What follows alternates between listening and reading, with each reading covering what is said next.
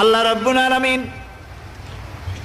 কোরআনে কারীমের ভিতরে নবীজির নাম একটি বারের জন্য নাম ধরে তাকে ডাকেন নাই, বরং তিনি বলেছেন তোমরা পরস্পর পরস্পরকে যেভাবে নাম ধরে ডাকাডাকি করো আমার নবীকে সেভাবে নাম ধরে ডাকবে না।